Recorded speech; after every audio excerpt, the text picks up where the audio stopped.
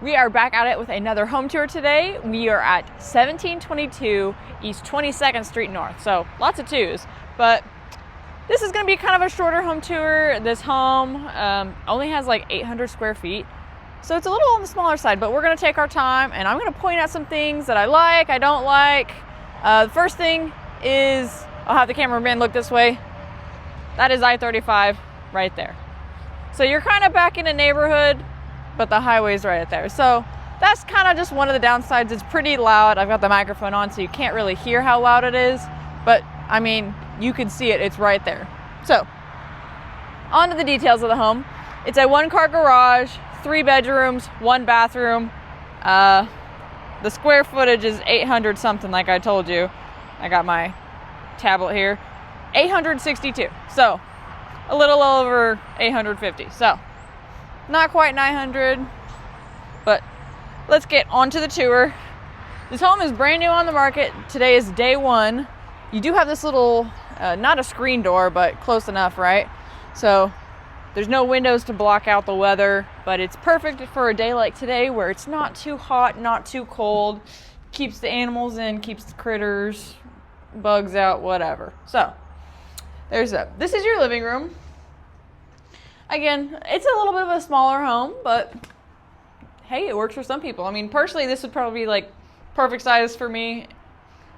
Not too much space, not too little space. So, living room, you have lots of ways you can set this up. I would probably set up the TV here, have like a little TV stand, or mount the TV right here up against this wall, because this is kind of a small wall. There's not really much you could do here, unless maybe you put in like a bookshelf or something, just to kind of fill the area.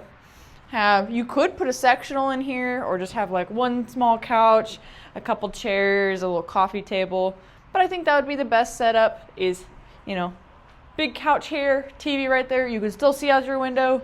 If you're waiting on somebody, they can come right on in and you can still see them. And it's not like, someone's at my door. I don't know if that's just me though. But this is your living room. Again, let's move on this way. We have a coat closet here. And one of the things we're going to go see in the kitchen is one of the things I don't like, which is how small the kitchen is. The bedrooms aren't bad size. They're pretty decent size for how small of a house it is. But as you can see, this is our big issue right here is this fridge. This is a smaller fridge, but I mean, you can see how much it sticks out from the door frame, from the counter over here. It sticks out like a real sore thumb. So that's what makes this kitchen not really functional. You got your microwave mounted above your stove. It's perfect. Another thing I found, I was looking at the stove, is these little plates push down, and I don't know if you can hear it. Well, it sounds like this one has the best sound, I think, personally. Sounds like a little bell, but besides the point, I just thought that was a little fun. But what I would do if this was my house, because there is no dishwasher in here. You have no dishwasher in here. And some people can live without a dishwasher. I mean, I've done it before. It's not as fun as having a dishwasher. But if it was me, I would put my dishwasher here, take my fridge, and put my fridge right here. And then this would kind of just be put in towards the kitchen. You could probably take this wall out and maybe wall it off here. But that also means you would lose living room space, and it would make this room feel a lot smaller than it is. So I probably would just leave it where there's no wall here. Just have the fridge here. Maybe put like a platform or something down if you don't want it squishing the carpet. But I mean, it's on the carpet, it'll be fine, right? But I would do that. I'd put my dishwasher here. So if I'm doing dishes, I can stand here, open the door, and load in my dishes. And it just makes it a little more functional too. So this is your kitchen. Let's actually look at the kitchen itself rather than just the stuff in here. So you've got your sink there. You've got some cabinet space in here. Another thing I was thinking was you don't really have a pantry here. You do have a few little shelves like here, but again, it's blocked by the stove and your light switch for your kitchen is right there. So to free up some room, move the fridge here. Now, I'm gonna have you come around the corner right here. This is technically your laundry room. So this is where your washer and dryer will go. You got your hookups right there. You could put shelving in, or like this corner's pretty empty right here. So you could put some shelves in here. You could even probably put in like some built-in cabinets that go back just a little bit. That might be an issue though with that. So again, just food for thought, just thinking about what the possibilities are. Maybe put some shelves in here, or you come lose your coat closet, and this is a really deep closet. So you could just hang up your coats here and this just be a coat closet. But if it was me, fridge there, and then I would make this my pantry. So I would put in some shelving here, and then this is where I would store all my dry foods, all my plates, silverware, dishes, and everything in there. And then this is where the food's located. And I think that's how I would fit it if this was my house. So we're gonna go look at the other bedrooms first. So you got your thermostat right there. This is your first bedroom. And again, like I said, the bedrooms here are honestly really decent size. You could fit a queen size, probably even a king size. King size might be a little bit crowded, but you've got enough room here for a queen and still have room on this side for someone to walk, room on this side for someone to walk.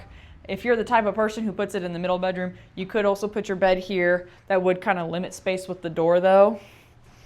But the closets, again, the rooms are a lot bigger than they look. And this closet, I mean, you could probably fit 3 people in here before you're like squished. So you hang up all your clothes here. Maybe you keep a little extra storage here, put some stuff up there. And I think this is actually your crawl space. There's a little bit of a handle right here. Yep, I think that's your crawl space right there. But new flooring in the house as well as a new roof. Those are both brand new. So new flooring, carpet, and then like in the bathrooms, the kitchen and everything, that's all new flooring as well. So there's your first bedroom. This is your second bedroom. Again, pretty decent size. I really like it. For me, I work from home. You got 3 bedrooms. I only got 2 people and a cat. So one is the bedroom, and then one is my office, one is my partner's office, and then it works perfect. So this closet is, I want to say this one's just a little bit wider. Now this one has a second board right here. You could always take this out and like stack it back there, because I can't really walk in here like the other one. But you could take this board, put it up over there. Got it stuck for a second. But big closets, pretty big rooms. Let's go check out our last bedroom.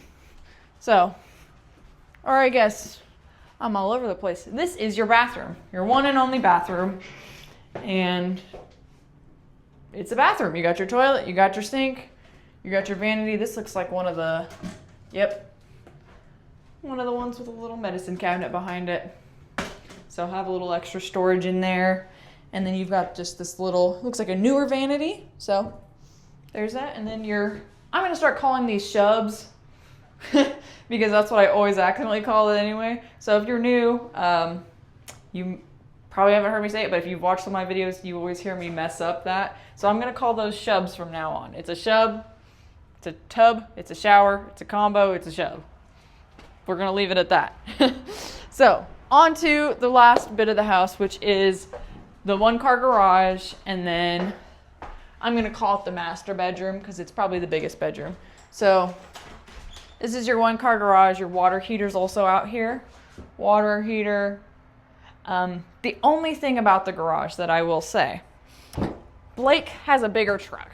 And for Blake, I mean, this is a pretty short space. I don't think his truck would fit in here because of that and this. If you have a bigger car, you've got the water heater on that side, and then you've got this thing here. I've got a little Camry, so it's gonna fit in here real nice. But I mean, you could just use this for storage. If you have a car you want to keep in here that's maybe a little bit shorter and not so big, this would be good for that. You also have extra storage up top. There's not a light up there, but you can kind of see, it looks like you also have attic access through that little white door. I don't know if you can quite see that, but attic access up there. So there's your 1-car garage. Again, it's a garage. Some people are big on them, some people aren't. It works for what it works for. Now this is, like I said, I think this would be the master bedroom. This one probably has, honestly, I can't even say much about the closets. They're all the same. They're all deep. This one's not as deep as the other two, but it's about the same width as the other one. So there's your closet, master bedroom. I would probably put my bed up against this window, or hang on, I'm thinking about this wrong. I'd probably put the bed here so you can see the door, you know, have your TV mounted or on a dresser or something right there, and then you'll still have rooms on the side. So I think that's most likely what I would do. Bed there. And then this is the door to your backyard. So we'll go take a quick little peek out here. So you do have a screen door. So again, you can have this door open during the cooler weather days and let some fresh air in. But a little patio area out here, so you could always put in like a small chair here or there, maybe a little bench. But here's your backyard. Again, it's kind of loud because I-35 is right there, but this is not a bad house. Might need to get a new fence if that's something you're into. I don't know. I know people with dogs, they like to have a fence to keep the dog in. I don't know why we're keeping fences in, but let's head back inside where it's a little quieter. After you, cameraman. But that is officially it for this tour of 1722 East 22nd Street here in the north side of Wichita. It's listed at $100,000. So if you guys are interested, you want to take a tour of it, like I said, today is day one on the market. There's not open houses. But if you want to see it, go ahead, give me a call and we can go take a look at it together.